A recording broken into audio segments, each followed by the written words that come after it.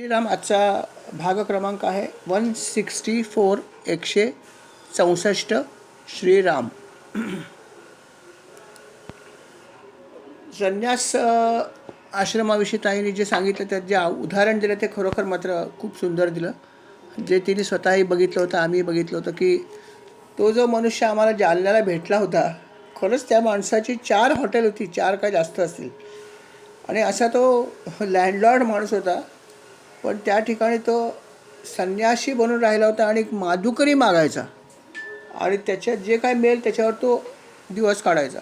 किती कठीण गोष्ट आहे मला सांगा, की सगळं संपन्न असताना सुद्धा आपण संन्यास घ्यायचा, ही किती कठीण गोष्ट आहे. त्याचा जो काय फार वयस्कर होता असं पण नाही आहे, मध्यम वयाचा होता. पण खरंच बघून आम्ही चकित झालो, की म्हणलं काय आहे, खरोखर ग्रेट लोक आहे देखील. पण हा अशा प्रकारे करतात खरं, आणि अशी काही लोक नक्कीच आहेत की जे असं करू शकतात. श्रीराम, खूपच छान हा उदाहरण दिलंस, मलाही हे आठवलं नव्हतं. छान. श्रीराम. आजच्या अध्यायाकडे बोलूया. श्रीराम. भगवंताने अजूनही भरपूर काही माहिती दिली आहे, ज्याच्यामध्ये अर्थात उद्धव ऐकतायत आणि भगवंत माहिती देत आहेत. त्याच्यामध्ये ते म्हणाले की गृहस्थाश्रमी लोकांची संख्या अर्थात जास्त असते, बरोबर आहे की. पण समजा गृहस्थाश्रमात आपण आलो आहेत, पण जर तुम्हाला वानप्रस्थाश्रमात जायची इच्छा असेल तर आपण असं करू शकतो, नाही असं नाही. अर्थात हे करताना तुम्हाला आपल्या पत्नीला, तुम्ही तुमच्या पुत्रांकडे ते सक्षम असतील, अर्थात सक्षम असतील असं गृहीत धरलं आहे की आपली मुलं वेल टू डू असतील तर त्यांच्याकडे आपल्या पत्नीला द्यावं, आणि जर तिची इच्छा असेल तर बरोबर घेऊन जावं. कारण वानप्रस्थाश्रमात जाण्यासाठी आपण असं म्हणू शकत नाही की तुला माझ्याबरोबर यायचंच आहे, कारण तो कठीण भाग आहे. तिच्या मनात जर तसं वैराग्य असेल तर हरकत नाही, पण नसेल तर नाही जाऊ. आणि जर नसेल येणार तर मग आपले जे पुत्र व्यवस्थित असतील त्यांच्याकडे तिला व्यवस्थित ठेवावं आणि मग जावं, म्हणजे तिची कन्सेंट घेऊन जावं. हा दुसरा भाग झाला. आणि मग अर्थात जर तिची तुम्हाला कन्सेंट मिळाली असेल, तिची परवानगी मिळाली असेल, तर आपण वनामध्ये जायला हरकत नाही, वानप्रस्थाश्रम स्वीकारायला हरकत नाही. पण तो किती कठीण आहे हे ऐकल्यावरती आपण खरंच म्हणू कसं घ्यावा. कारण त्यांनी सांगितलं की जेव्हा वानप्रस्थाश्रमात तुम्हाला जायचं ठरवाल किंवा जाल, तर त्या व्यक्तीला गेल्यावरती, वनामध्ये गेल्यावरती पहिल्यांदा वस्त्रांचा त्याग करायचा, आणि त्याच्याऐवजी वस्त्र म्हणून झाडांच्या साली, झाडांची पानं किंवा मृगचर्म याचा उपयोग करायचा वस्त्रांच्या ऐवजी. आता याची सवय असली पाहिजे, पण ते पहिलं तुम्हाला करायला लागेल. त्याच्यानंतर अर्थात वनामध्ये राहत असताना उदरनिर्वाह जो करायचा आहे तो कंदमुळं आणि फळं खाऊन, हे सगळं तुम्हाला फक्त अशा प्रकारचं अन्न सगळं खायचं आहे.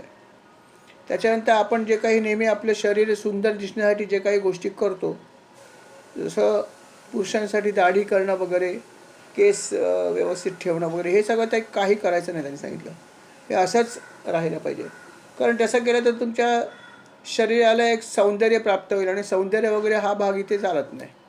म्हणून दाढी वगैरे काही करायचं नाही, नखं वाढली तरी तोडायची नाहीत, कापायची नाहीत, असं काहीच करायचं नाही. दात जर घासायचे असेल तर तुम्ही जे काही पारंपरिक मंजन वापरत असेल ते वापरू नका. अपारंपरिक जे आहे किंवा प्युअर पारंपरिक ज्याला म्हणतात, की लोक राखुंडीने घासायची पूर्वी एकेकाळी, असं काय काय करायचं, किंवा कडुलिंबाची एक काठी घेऊन लोक पूर्वी दात घासायची, ही ट्रेडिशनल पद्धत होती आपली. तर असं काहीतरी पद्धतीने तुम्ही करा, पण अशा प्रकारे दंतमंजन वापरू नका असं त्यांनी सांगितलं. त्याच्यानंतर आंघोळ 3 वेळा करायला हरकत नाही, करावं त्रिकाल स्नान पाण्यामध्ये, अर्थात शिरून. पाण्यातून बाहेर बादली घेऊन आंघोळ नाही करायची, पाण्यामध्ये शिरून स्नान करायचं 3 वेळा. अर्थात शय्या जी आहे ती जमिनीवर झोपायचं आहे, कुठल्याही प्रकारचं काही तुम्हाला शय्या अशी तयार करायची नाही. त्याच्यापेक्षा पुढचा भाग अजून कठीण आहे. त्याने म्हणलं की जर उन्हाळा असेल तर काय कराल. आता आपण जर घरी असू तर फॅन लावला असता आणि जर शक्य असेल तर AC लावला असता घरी असेल तर. हे सगळं आपण केलं असतं. अर्थात आपण वानप्रस्थाश्रमात आलो आहोत, जमिनीवर झोपलो आहोत. मग काय करायला पाहिजे. त्यांनी सांगितलं की तुम्ही काय कराल तर उन्हाळ्यामध्ये 4 बाजूला अग्निकुंड पेटवा. म्हणजे जे आपण करू नये ते सगळं उलटं करायचं आहे की उष्णतेपासून आपण बचाव करण्याचा प्रयत्न करतो. पण त्यांनी सांगितलं की जेव्हा उष्णता असेल तेव्हा चारी बाजूला अग्निकुंड लावून ठेवा, ज्याच्यामुळे तुम्हाला खूप गरम वाटेल. म्हणजे अत्यंत प्रतिकूल परिस्थिती निर्माण करायची आहे उन्हाळ्यामध्ये सुद्धा. जी असते मुळामध्ये तिच्यापेक्षा जास्त करा. आणि हे एक प्रकारची साधनाच आहे, पंचाग्नी साधना असं म्हणलं आहे. पण ती तुम्हाला करायची आहे. किंवा उन्हामध्ये उभं राहून डोक्यावर ऊन घ्यावं उन्हाळ्यामध्ये. हा महत्त्वाचा भाग आहे की उन्हाळ्यामध्ये तुम्हाला हे सगळं करायचं आहे. थंडीत तर काय कोणी करेल. हे उन्हाळ्यामध्ये करायचं आहे. पावसाळ्यामध्ये काय करायचं आहे. पावसाळ्यामध्ये काही करायचं नाही. पाऊस घेत राहायचा अंगावर. कुठल्याही प्रकारचा शेल्टर ज्याला आपण म्हणतो किंवा कुठल्याही प्रकारचा आडोसा घ्यायचा नाही. पाऊस अंगावर घ्यायचा, जो काय पडेल तो.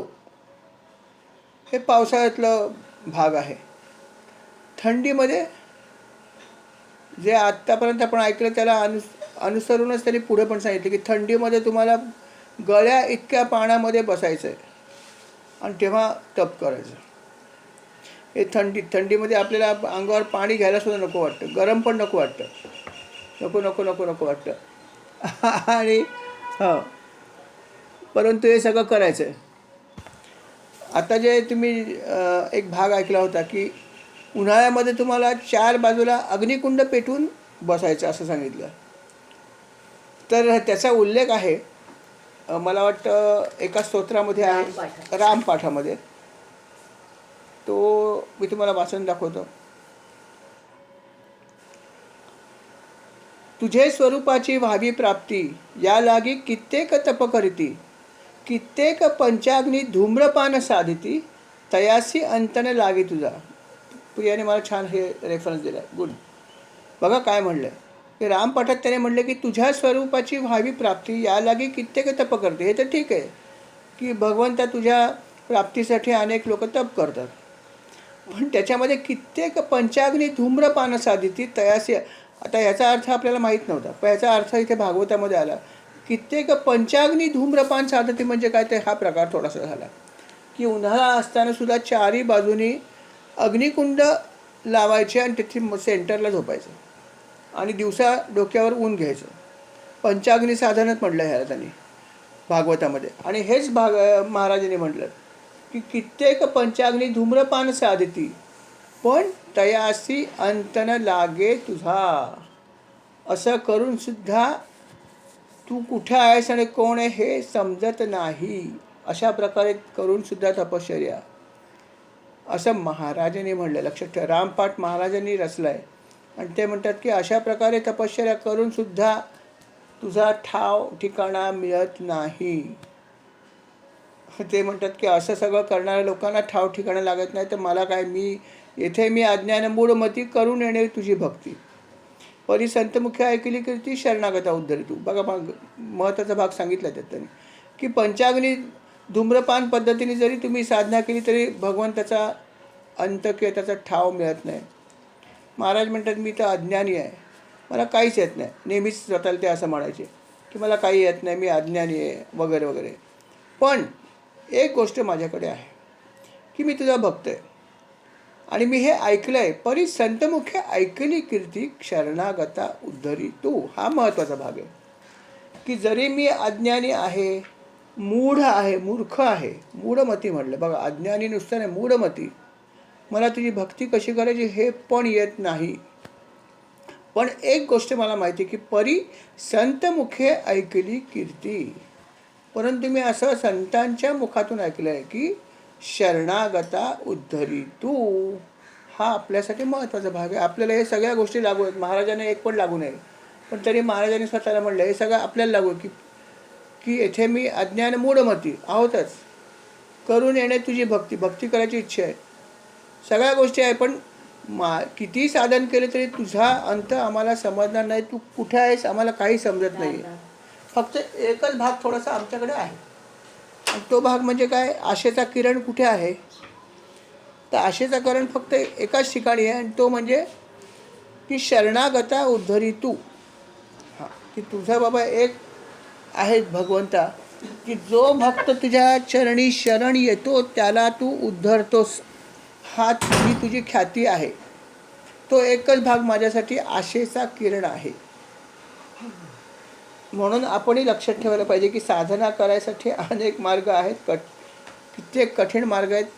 त्या मार्गाने आपल्याला करून सुद्धा भगवंत मिळत नाही, पण शरण गेला तर मिळू शकतो. म्हणून महाराजांनी रामपटात हा एक मार्ग सुचवला आहे की मी तुझ्या चरणी शरण आलो आहे, आणि शरणागताचा तू नेहमी उद्धार केला आहेस, ही तुझी ख्याती आहे. आणि अनेक संतांनी सांगितलेलं आहे, आणि म्हणूनच मी तुझ्या चरणी शरण आलो, मला हे एवढंच करता येतं, असं किती सुंदर सांगितलं रामपाठामध्ये. पण बघा, ती प्रोसिजर ऐकून घ्यायला हरकत नाही. आपण काय करू शकू की नाही हा वेगळा भाग आहे, पण ज्ञान तर घ्यायला हरकत नाही.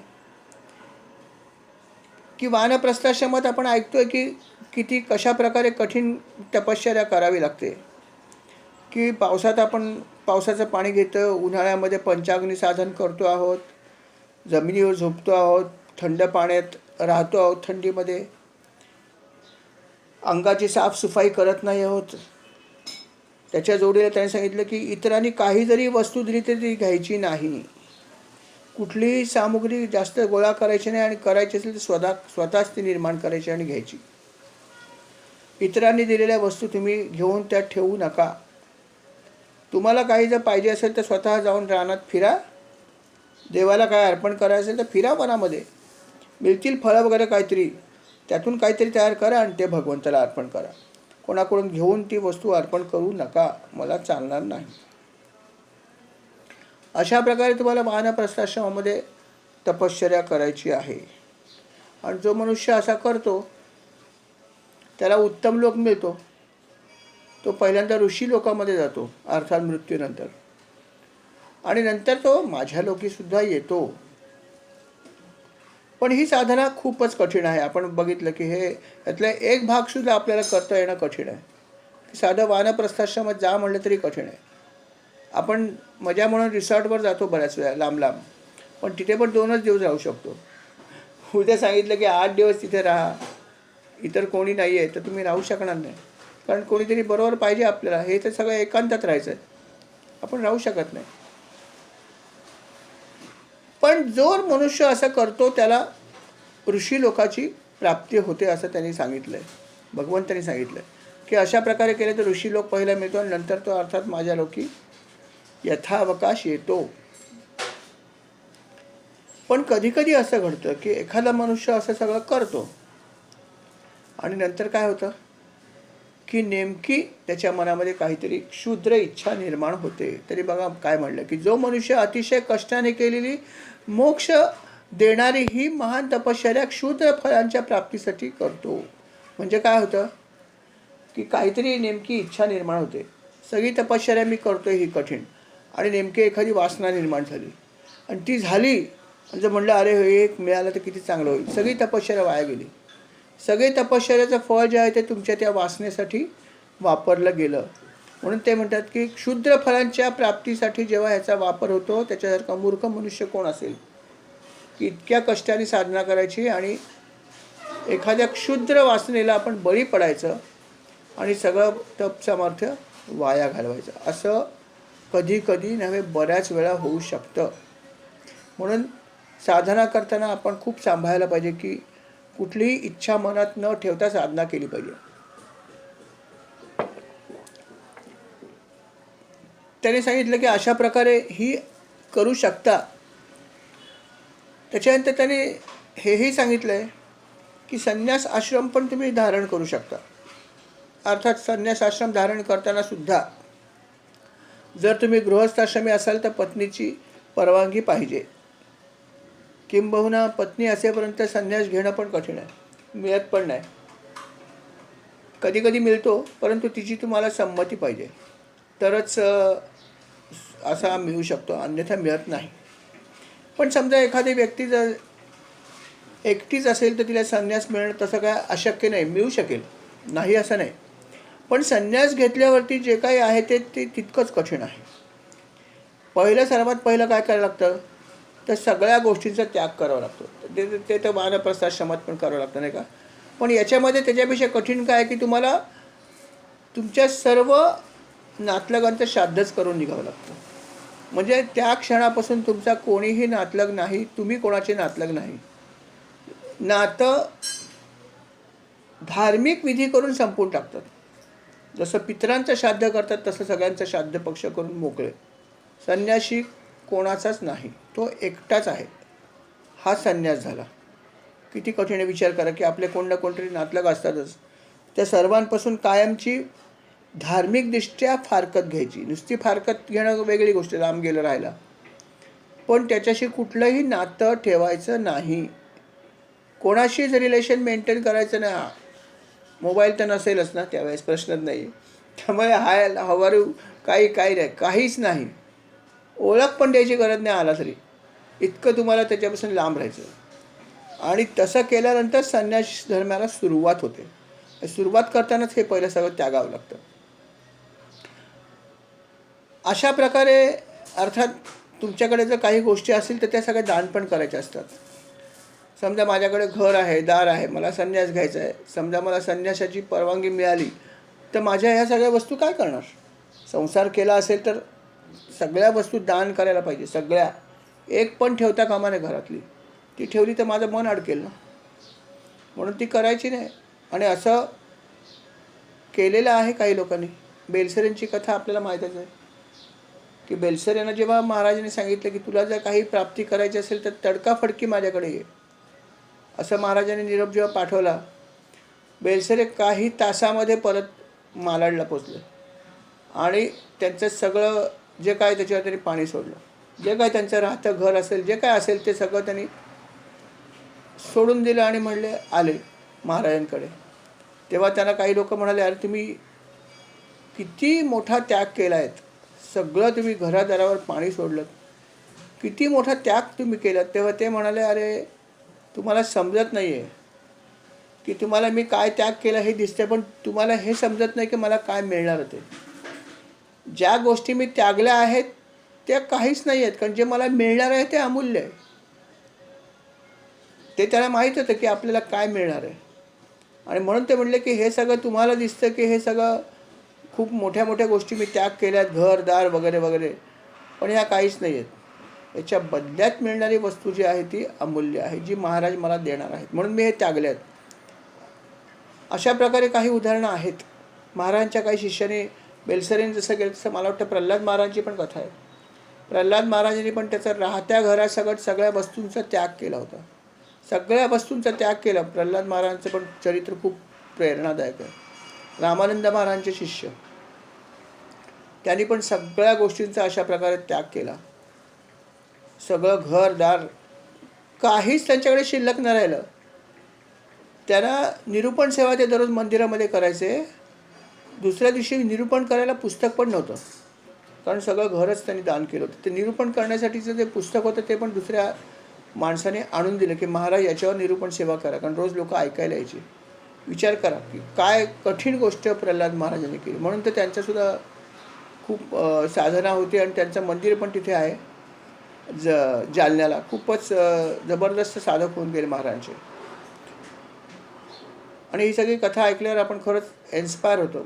जालन्याला कधीतरी जाऊन बघा की काय आहे. आनंदसागर कसे होते, रामानंद महाराज कसे होते, प्रल्हाद महाराज काय होते, काय तपश्चर्या केली. आज त्या मंदिरामध्ये जालन्याचं किती सुंदर वातावरण आहे आणि किती सुंदर मंदिर आहे. आजही खूप साधना तिथे चालते. असं सगळं आहे. आणि या सर्व शिष्यांनी अशा प्रकारे गोष्टी या काळात केल्या आहेत. सगळ्या गोष्टीचं दान करा म्हणले त्यांनी केलेलं आहे. म्हणून ते म्हणले की असे साधू संन्यासी आजही असतील, फक्त आपल्याला माहीत नसतात. आणि असे जर भेटले तर तुमचं खूप नशीब आहे. लक्षात ठेवा, जिथे जिथे असे साधू संन्यासी आहेत तुम्हाला माहिती आहे, तुम्ही जरूर जा, त्यांचं दर्शन जरूर घ्या. खात्री जिथे आहे की हा साधू पुरुष आहे अशा ठिकाणी जरूर जावं. खात्री पाहिजे मात्र, हे लक्षात ठेवा. कारण बऱ्याच ठिकाणी बुवाबाजी पण चालते. संन्यास रूप धारण करणारे बरेच लोक आहेत, पण खरे संन्यासी किती आहेत हा प्रश्न आहेच ना. म्हणून खात्री केल्याशिवाय कोणाकडे जाऊ नका. आणि जर असे लोक तुम्हाला माहीत असतील तर मात्र जरूर जा, त्यांचं दर्शन घ्या, त्यांच्या चरणाची पूजा करा. नशीबवान असेल तर मिळेल करायला. जसं आजही आपल्या गादीवरती माधवानंद महाराज आहेत उमरखेडला. त्यांचं दर्शन कधी घेता आलं तर घ्या. कारण ज्या गादीवर तुकामाई बसणार होते किंवा तुकामाई बसले नाहीत, महाराजांचे गुरु तिथे गादीवर बसले नाहीत, त्यांना जेव्हा ती जागा रिकामी झाली तेव्हा त्यांनाच ती पहिली देणार होते. पण ते म्हणले मी कुठल्याही गादीवर बसणार नाही, आणि ती गादी त्यांनी आपल्या गुरुबंधूंना देऊन टाकली. आणि ज्या गादीवर विचार करा की तुकामाईंचे गुरु होते, त्या गादीवरती परंपरेने आजसुद्धा एक महाराज आहेत ज्यांचं नाव आहे माधवानंद महाराज. ते विचार करा त्यांची काय योग्यता असेल. तर असे हे सत्पुरुष आजही आहेत आणि ते असतात तिथे, आणि बऱ्याच वेळा ते फिरत असतात कुठे कुठे. जर कधी आपल्याला शक्य झालं तर त्यांचं दर्शन जरूर घ्या. महाराजांच्या कृपेने आम्हाला दर्शन एकदा मिळालं पुण्यामध्ये आणि खूपच चांगला अनुभव आला. आणि म्हणून मी इतकंच म्हणेन की अशा सत्पुरुषांचं ज्याच्याविषयी आपल्याला 100% माहिती आहे, अशा सत्पुरुषांचं दर्शन जरूर घ्यावं की जे खरोखर साधना मार्गामध्ये आहे. तो खरा आपला संत संघ झाला. आणि असे संन्यासी जे आहेत पण कमी आहेत, शोधावे लागतात. संन्याशांना पण अर्थात त्यांनी सांगितलं की एका ठिकाणी राहायचं नाही, 3 दिवसाच्या वर राहायचं नाही, सतत तुम्हाला एका गावातून दुसऱ्या गावात जायचं आहे, भिक्षा मागायची आहे. काही लोक 4 घरात मागतात, काही लोक 7 घरात मागतात. जशा प्रकारचा संन्यास असेल किंवा जशा प्रकारचं त्यांना त्यांच्या गुरूंनी संन्यास दिला असेल त्याप्रमाणे ते वेगवेगळ्या प्रकारे भिक्षा मागतात. पण जी काही भिक्षा त्यांना मिळते, 7 घरातून असेल, 4 घरातून असेल, 3 घरातून असेल, तर ती भिक्षा जर मिळेल की नाही माहीत नाही, कधी कधी काहीच मिळत नाही. पण जर समजा भिक्षा मिळाली तर ती भिक्षा मिळाल्यावर सुद्धा त्यांनी अर्थात त्याचे 4 भाग करायचे असतात. 1 भाग देवाला, 1 भाग अतिथीला, 1 भाग ब्राह्मणाला, 1 भाग देवाला अर्पण करतो, 1 भाग गाईला अर्पण करतो, बरोबर. आणि 3रा भाग आहे तो स्वतःला ठेवतात. 3 भाग. आणि मग तो जो भाग आहे तो खाण्यापूर्वी पाण्यामध्ये बुचकळून काढतात. आणि पाण्यात बुचकळून काढून मग तो चवहीन झाल्यावरती आपण त्याचं खायचं. अशी संन्यासांना त्याने नियम सांगितले. आणि कधी कधी काहीच मिळत नाही, हाही भाग आहे. आणि कधी कधी इतकं कमी मिळतं की त्याचे भाग कसे करायचे. 1 भाग देवाला करून ठेवायचा, 1 संन्याशाला करून द्यायचा आणि 1 गाईला, बरोबर सर. देवाला, संन्याशाला आणि गाईला असे 3 भाग, आणि 4था भाग आपण घ्यायचा. 3 भाग द्यायचे. कधी कधी अन्न इतकं कमी असतं की त्याचे भाग कसे करायचा प्रश्न पडतो. पण जे आहे त्याचे 3 भाग वाटायलाच पाहिजे.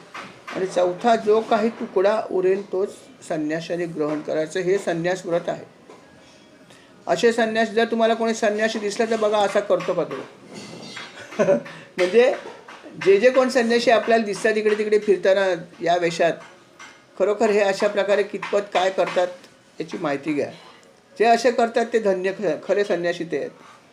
परत त्यानं हे पण सांगितलं की हे जेव्हा एका गावातून दुसऱ्या गावात जातात तिथे गेल्यावर फक्त मंदिरात राहायचं शक्यतो, किंवा मंदिर नसेल तर निर्जन जागी जाऊन राहा, जिथे कोणीही राहत नाही, निर्जन, जिथे लोकवस्ती नाही अशा ठिकाणी जाऊन आपण राहा.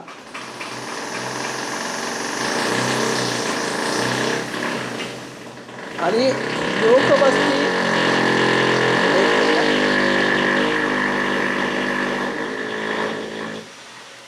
लोकवस्ती नसलेल्या ठिकाणी राहायचं आहे, पण निर्भयपणे राहायचं आहे.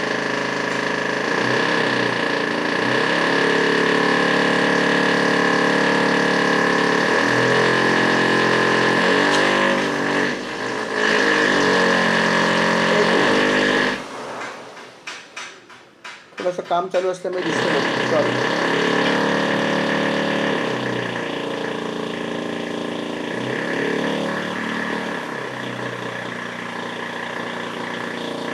जिथे लोक राहत नाहीत अशा ठिकाणी आपल्याला राहायचं आहे. पण हे राहत असताना तुम्हाला निर्भयपणे राहता आलं पाहिजे. भय वाटता कामा नाही. किती कठीण गोष्ट आहे की निर्जन ठिकाणी राहायचं आहे. निर्जन ठिकाणी राहायचं आहे, कोणीही आसपास नाही, पण तिथे निर्भयपणे भीती वाटता कामा नये. नियम सांगितला म्हणून ते तुम्ही राहायला गेलात, कोणीच राहत नाही आसपास, सगळं काळोख आहे, भीती वाटू शकते. पण भीती वाटली तर चालणार नाही. निर्भयपणा आपल्यात आला पाहिजे. कारण जर आपल्या मागे कुठले पाश नसतील तर निर्भयता यायला काय हरकत आहे. माझ्या मागे संसाराचे पास आहेत म्हणून मला भीती वाटू शकते. पण जर तुम्ही खरा जर संन्यास धारण केला असेल तर तुम्हाला भय वाटता कामा नये. म्हणून त्याने म्हटलं की संन्यासाने निर्जन पण निर्भय अशा ठिकाणी एकांतात राहावे, लोकांतात नाही. लोकांतात फार कमी वेळा जायचं संन्यासाने. अशा प्रकारे त्यांनी ह्या सगळ्या गोष्टी पाळत संन्यासाश्रम जो आहे तो धारण करायचा आहे. आणि अर्थात संपूर्ण त्यांचं सतत जे आहे ते भ्रमण ते सुरू असते एका ठिकाणी दुसऱ्या ठिकाणी. अशा प्रकारे हा संन्यास धर्म संन्याशांना सांगितला आहे.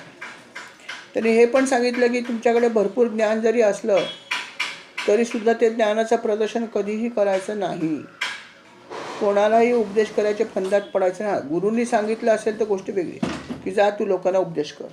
पण जर असं काही सांगितलं नसेल तर काही कोणाला उपदेश पण करायची गरज नाही.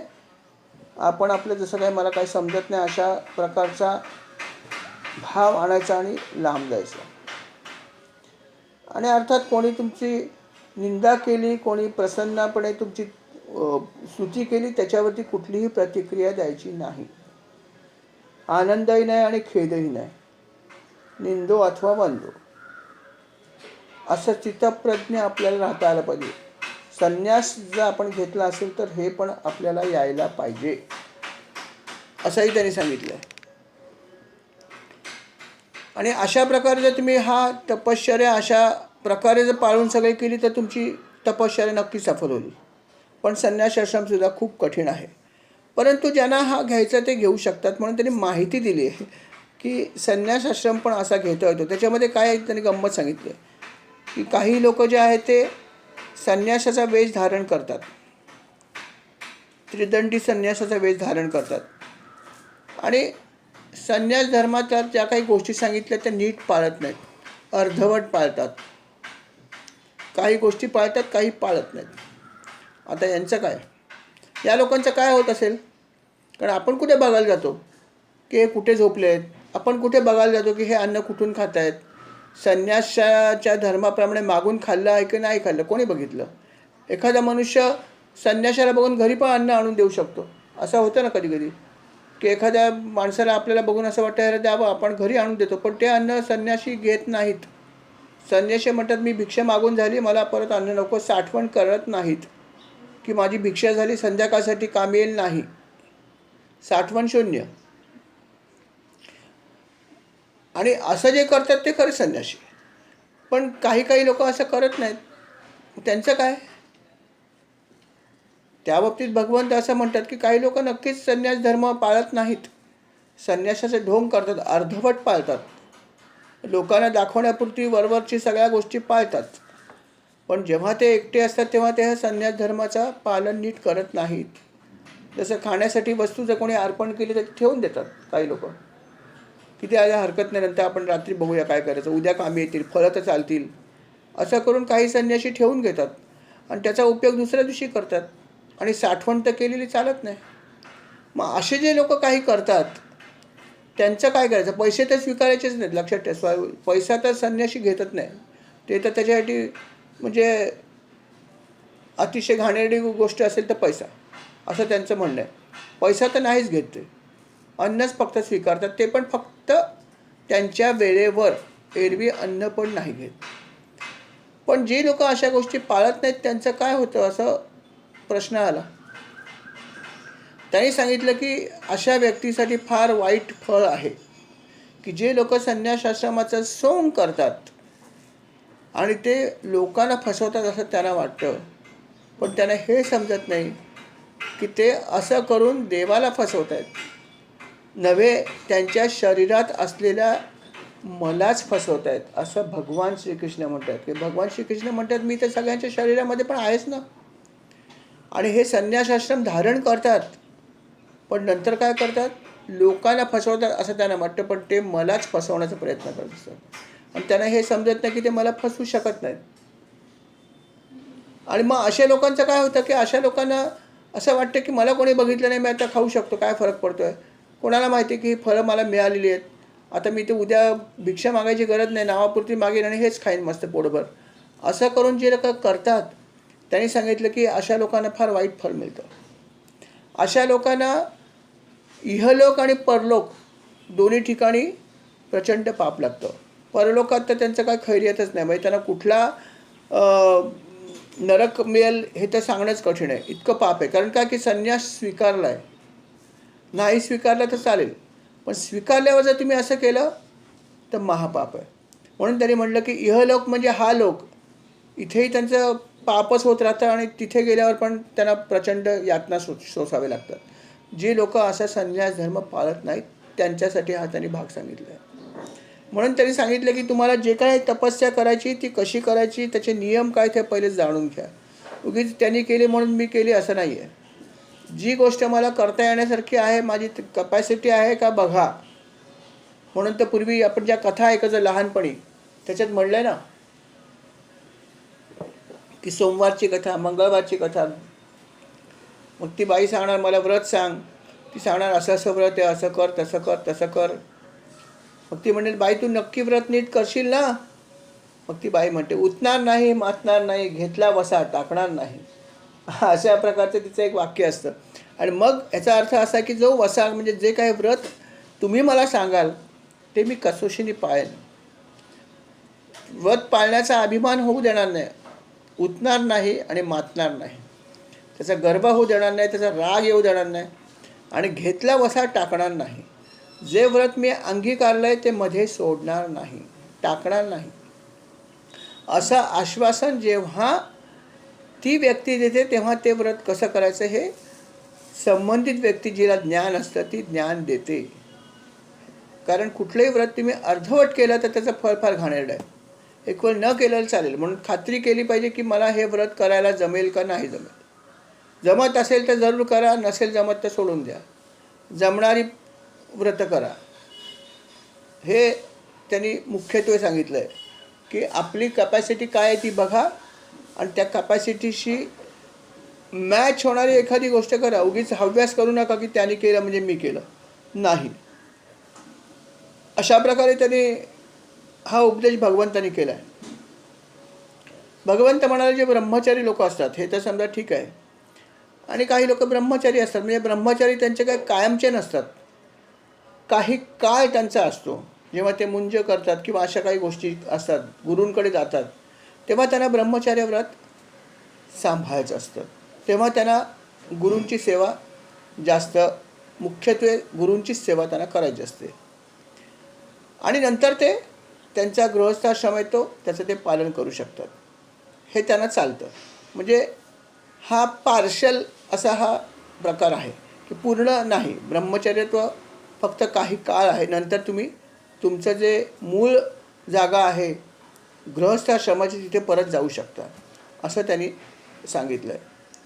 तर या सगळ्या गोष्टींची, या सगळ्या नियमाची आपण माहिती करून घेतली पाहिजे की कुठल्या प्रकारचा मला व्रत करायचं, काय आहे, माझा वर्ण कुठले आहे, त्याच्याशी निगडीत आहे का, मला जमेल का, हे जर तुम्ही माहिती व्यवस्थित घेतली आणि जर केलं तर तुम्हाला नक्की त्याचं उत्तम फळ मिळतं. मोक्षप्राप्तीसुद्धा होऊ शकते. होऊ शकते म्हटलं, होईल असं नाही. कारण तुम्ही ते जर व्रत कसोशीने पाळलं तर मोक्षप्राप्ती मिळू शकते, अन्यथा त्याचं फळ अलीकडे पलीकडे मिळू शकतं, पूर्ण फळ मिळत नाही. कारण तुम्ही किती प्रखरतेने आणि किती काटेकोरपणे ते केलं याच्यावर सगळं अवलंबून आहे. अशा प्रकारे भगवंतांनी ही सगळी गोष्ट त्यांना सांगितली की बाबा हे अशा सगळ्या गोष्टी आहेत, नीट माहिती घे आणि मग त्या गोष्टी कर, उगीच कोणाचं ऐकून तू करू नकोस. सगळ्या ठिकाणी ज्ञानाला महत्त्व आहे. ज्ञान घेऊन मग भक्ती करायला हरकत नाही. किंवा मग भक्ती इतकी पाहिजे की ज्ञानाची गरज नाही, पण तितकी भक्ती असणं हे कठीण गोष्ट नाही का? नाहीतर आपली साधी सुधी जी भक्ती आहे, देव म्हणतो की तशी कर उद्धवा. साधी सिंपल म्हणजे कशी आहे की बाबा माझ्या तू कथा ऐक, सोपा भाग आहे. माझ्या ऐकलेल्या कथा सांगण्याचा प्रयत्न कर, सोपी भक्ती आहे. माझ्या गुणांचं संकीर्तन कर, माझ्या नामांचं संकीर्तन कर, माझी पूजा कर. हे तसं सोपं आहे. इतर गोष्टींशी जर आपण विचार केला तर हे सोपं आहे. परंतु आपल्याला असं वाटतं की मला खूप पुढे काही जायचं आहे, मला खूप काही मिळवायचं आहे, आणि त्या मिळवण्यासाठी कठीण गोष्ट केली तर मला जास्त फळ मिळेल, अशी आपली एक धारणा असते नाही का? आणि म्हणून आपण कठीण कठीण गोष्टी करण्याचा प्रयत्न करतो. पण तसं काही करायची आवश्यकता नाही. उद्धवाला ते म्हणतात की तू भक्ती मार्गाने जरी माझी उपासना केलीस तरी पण मी प्राप्त होऊ शकतो. भक्ती हा श्रेष्ठ साधन आहे मला प्राप्त करण्याचं, आणि तसा मार्ग तो इतर मार्गांपेक्षा नक्की सोपा आहे. अर्थात तो सुद्धा काय आहे ते जाणून घ्या. फक्त सोपं आहे ऐकलं म्हणून तुम्ही करू शकत नाही. तो पण काय आहे नीट माहिती घे. जर तू नीट माहिती घेऊन केलंस तर त्याचा तुला खूप त्याचा उपयोग होईल. पहिला फायदा काय होईल की सत्वगुणांची वृद्धी होईल. भक्ती मार्गाचा हा खूप महत्त्वाचा भाग आहे. सगळ्यात महत्त्वाचा भाग सत्वगुण वाढतात, हाच सगळ्यात एक नंबरचा मुद्दा आहे. इथे जर आपण चांगल्या प्रकारचे गुण घेतले, परीक्षेत जसे घेतो तसे, सत्वगुण जर आपण वाढवले तर आपल्या 80-90% आपलं काम झालेलं आहे. कळलं की नाही? पण ते वाढवण्यासाठी अर्थात त्यांनी जे सांगितले त्या प्रकारे आपण केलं पाहिजे. कसोशीने खूप तुमची भक्ती तीव्र पाहिजे, आणि तीव्र भक्ती असेल तर नक्कीच हे होऊ शकतं. उद्धवाने त्यांना अनेक प्रश्न विचारले. खूप प्रश्न त्याने विचारले की बाबा यमनियम म्हणजे काय? यमनियम हा शब्द आपण ऐकून आहोत नाही का? यम आणि नियम. तर भगवंत म्हणाले की अहिंसा, सत्य, चोरी न करणे, आसक्ती नसणे, लज्जा, असंग्रह, आस्तिकता, ब्रह्मचर्य, मौन, स्थिरता, क्षमा, अभय, या सगळ्या ज्या गोष्टी तुम्ही ऐकल्या, म्हणजे हे सगळे जे काही भाग आहेत हे पाळणं म्हणजे यम हा शब्द आहे. बघा, आसक्ती, चोरी न करणं, लज्जा, असंग्रह, आस्तिकता, ब्रह्मचर्य, मौन, क्षमा, हे सगळं यम आहेत. आणि पुढचा भाग त्यांनी दिला की नियम कुठले आहेत? तर अंतःशुद्धी, बहिशुद्धी. म्हणजे हे नियम पाळताना, यम पाळताना नियम कुठले आहेत? तर अंतःशुद्धी पाहिजे, बहिशुद्धी पाहिजे, जप करता आला पाहिजे, तप केलं पाहिजे, हवन केलं पाहिजे, श्रद्धा केली पाहिजे, अतिथी सेवा करावी, माझं पूजन करावं, तीर्थयात्रा कराव्यात, परोपकार करा, यालाही महत्त्व आहे, आणि गुरुसेवा अर्थात सर्वात महत्त्वाची. हे सगळं करणं म्हणजे नियम झाले. म्हणजे यम आणि नियम ह्या दोन्हीची जी सांगड आपण घातली तर जे होतं तो यमनियम झाला. आणि या दोन्हीची संख्या आहे 12. यम आणि नियम याची संख्या आहे 12. पण अशा प्रकारे आपण केलं पाहिजे. अशा प्रकारे जर आपण केलं तर तुमची साधना खूप चांगली होऊ शकते. त्याच्यानंतर त्यांनी हे पण सांगितलं की शम म्हणजे काय आणि दम म्हणजे काय, हे आपण ऐकून आहोत. त्यांनी म्हटलं की माझ्या ठाई बुद्धी स्थिर करणं म्हणजे शम. शमवणं हा शब्द आपल्याला माहिती आहे की शांत करणं. पण माझी बुद्धी स्थिर करणं भगवंताच्या चरणी, याला शम हा शब्द तिने वापरला. त्याच्यानंतर दम शब्दाचा त्याने अर्थ काय सांगितलं की इंद्रियांचा संयम. सर्व इंद्रिय जे आहेत त्याच्यावरती आपला संयम नसतो. हा संयम आणणं याला दम म्हणलंय. एक मिनिट.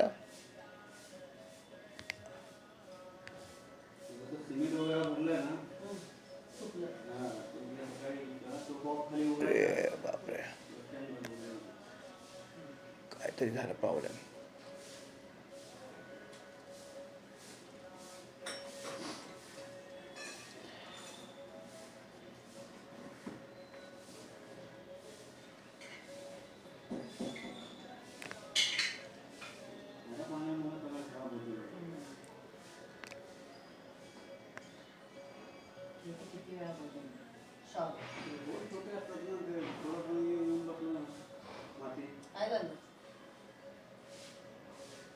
श्रीराम आवाज येतो ऐकू? कनेक्शनचा प्रॉब्लेम झाला मगाशी. हां नाही मगाशी बंद झालं. ओके श्रीराम. हो. तर मगाशी जरा कनेक्शन तुटलं होतं म्हणून असं झालं. श्रीराम. तर त्यांनी क्षमाची पण व्याख्या दिली आहे, दम या शब्दाची व्याख्या दिली आहे आणि धैर्य या शब्दाची पण व्याख्या दिली आहे. तितिक्षा या शब्द ह्या सगळ्या व्याख्या आहेत ना, ह्या आपण विस्ताराने ऐकायला पाहिजे. खरं पाहिजे तर आता वेळेचा थोडासा प्रॉब्लेम आहे, कारण या व्याख्या इतक्या सुंदर आहेत ना की आपल्याला ज्या व्याख्या माहिती असतात की क्षमा या शब्दाची व्याख्या आपण म्हणतो की शांत होणं, पण त्यांचं म्हणणं की शांत म्हणजे काय तर माझ्या ठिकाणी बुद्धी स्थिर करणं हाच क्षमा आहे सगळ्यात महत्त्वाचा भाग. आणि जे लोक इंद्रियाचं संयमन करू शकतात त्याला दम असं म्हणलं त्याने. आणि ज्या माणसाकडे दुःख सहन करण्याची शक्ती आहे तिला तितिक्षा हा शब्द, तितिक्षा शब्द आहे बऱ्याच ठिकाणी, पण दुःख सहन करण्याची शक्ती म्हणजे तितिक्षा. आणि धैर्य या शब्दाची फार गंमतशीर व्याख्या दिली आहे की आपण धैर्य म्हणजे काय म्हणतो की बाबा खूप त्याच्याकडे करेज आहे, खूप तू काही गोष्टी करू शकतो, अमकं करतो, तो वर चढतो, उंचावर जातो, आपण ह्याला म्हणतो धैर्य. नाही, त्यांनी म्हटलं की धैर्य सगळ्यात कुठलं आहे तर आपली जीभ आणि जननेंद्रिय यांच्यावर विजय मिळवणं हे सगळ्यात मोठं धैर्य. आणि दिस इज फॅक्ट. तुम्ही बघा की आपल्या जिभेवर नियंत्रण मिळवणं किती कठीण आहे, खूप कठीण आहे. आणि जिभेवरती अनेक गोष्टी आहेत. आपल्या जिभेवरती बोलण्याचा भाग पण येतो आणि खाण्याचा भाग पण येतो. मग तिच्यावर नियंत्रण मिळवणं किंवा विजय मिळवणं आणि जननेंद्रिय अर्थात, तर हिच्यावर विजय मिळवणं, संयम मिळवणं ह्याच्यासाठी हिंमत लागते. खरी गोष्ट आहे. धैर्य त्यांनी शब्द वापरला अगदी करेक्ट आहे की या गोष्टीवर विजय मिळवणं इझी नाही, खूप कठीण आहे. आपण विजय मिळवू शकत नाही. आपल्या जिभेवर मिळवून बघा, मिळवणं कठीण आहे. जेव्हा आपण म्हणतो मी आमची गोष्ट खाणार नाही, जास्त इच्छा निर्माण होते. म्हणून त्यांनी म्हटलं की जिभेवर आणि ह्या जननेंद्रियावर विजय मिळवणं हे सगळ्यात कठीण आहे. आणि ते जे करू शकतात त्यांच्याकडे खरं धैर्य आहे. मारामारी करणं आणि उंचावर जाऊन चढणं हे धैर्य नव्हे. सगळ्यात मोठं धैर्य हे आहे की माझ्या ह्या इंद्रियांवर विजय मिळवणं. माझ्या मनात जर इच्छा नसेल तर मी किती पंचपक्वान आणले तरी खाणार नाही, हा विजय जिभेवर मिळवला. आणि याला धैर्य लागतं. म्हणून धैर्य या शब्दाची व्याख्या त्यांनी अशा प्रकारे केली, खूप सुंदर व्याख्या केली की धैर्य म्हणजे काय. भागवतामध्ये त्यांनी अशा सगळ्या गोष्टींना खूप सुंदर त्यांनी हे म्हणलं. पावित्र्याची पण व्याख्या छान दिली. त्यांनी म्हटलं पावित्र्य म्हणजे काय तर कुठल्याही कर्मामध्ये आसक्त न होणं. आसक्त होण्याचा अर्थ काय झाला की तुम्हाला ते सगळे वासना चिकटल्या, म्हणजे तुम्ही एक प्रकारे त्या वासनाने बरबटला गेल्यात, बरोबर. मग पावित्र्य कुठल्याही गोष्टीचं आपण बरबटलं गेलो तर आपण काय म्हणतो माझं शरीर शुद्ध नाही आहे, पायाला घाण लागली आहे. वासनांची जर घाण लागली असेल आपल्यावर तर ते बरबटणंच आहे, म्हणजेच आपलं पावित्र्य नाही. म्हणून त्यांनी म्हटलं की कुठलेही कर्म करताना त्यात आसक्त जर नाही झालात तर ते तुमचं खरं पावित्र्य आहे. बाकीच्या पावित्र्याला काय तुमच्या वरच्या ह्या आंघोळ करणं हे सगळं वरचा भाग झाला, शरीर शुद्धी झाली. पण खऱ्या अर्थाने तुमची चित्तशुद्धी जी आहे ही म्हणजे तुमच्या कामनांचा जो आहे किंवा तुमच्या आसक्तीवर विजय मिळवणं ही खरी तुमची शूरता आहे आणि हे खरं तुमचं पावित्र्य आहे. अशी त्यांनी खूप सुंदर व्याख्या केली आहे. अशा प्रकारे अजून त्यांनी अनेक गोष्टी आहेत की ज्याच्यावरती त्यांनी सांगितलं की काय आहे, की काय कुठल्या गोष्टीचा काय अर्थ आहे, याच्यावरती त्यांनी खूप काही अजून दिलं आहे. भरपूर काही अजून आहे. अर्थात आज आपल्या वेळेचा प्रॉब्लेम आहे, 5:30 वाजलेत ऑलरेडी. त्यामुळे मी इतकंच सांगेन की ज्या गोष्टी आपण काही ऐकल्या आहेत, जसं त्यांनी म्हटलं की जिभेवर विजय मिळवण्याचा कसा किंवा जननेंद्रियावर विजय मिळवणं हे धैर्य आहे, अशा सगळ्या ज्या गोष्टी आपण ऐकल्या त्या लक्षात ठेवा. आणि अशा सगळ्या गोष्टी अजून कितीतरी आहेत. या सगळ्या गोष्टी जर आपण पाळू शकलो तर आपण या मार्गामध्ये थोडेसे पुढे जाऊ. अजून भरपूर काही गोष्टी आहेत त्यांनी सांगितलं की या सगळ्या तुम्हाला पाळता आल्या पाहिजेत. या जितक्या तुम्ही कसोशीने पाळू शकाल तितकी तुमची प्रगती होणार आहे. जितक्या कमी पाळू तितकी प्रगती कमी होणार आहे. हे सगळं ते उद्धवांना सांगतायत. आणि उद्धवचे प्रश्न अर्थात अजूनही संपत नाहीत. उद्धव अजूनही काही प्रश्न त्यांना विचारत आहेत. अर्थात त्या सर्व प्रश्नांची उत्तरं आपण उद्या बघूया. याच्या पुढेही तरी काही प्रश्न विचारले आहेत. ते काय प्रश्न आहेत, त्याची काय उत्तरं भगवंतांनी दिले, हे सगळं आपण आता उद्याच्या भागामध्ये बघूया. आज आपल्याला या ठिकाणी स्वल्पविराम घ्यावा लागेल. श्री राम समर्थ. श्रीराम. या अध्यायाची सेवा महाराज आपल्या चरणी अर्पण करतो. स्वीकार करावा.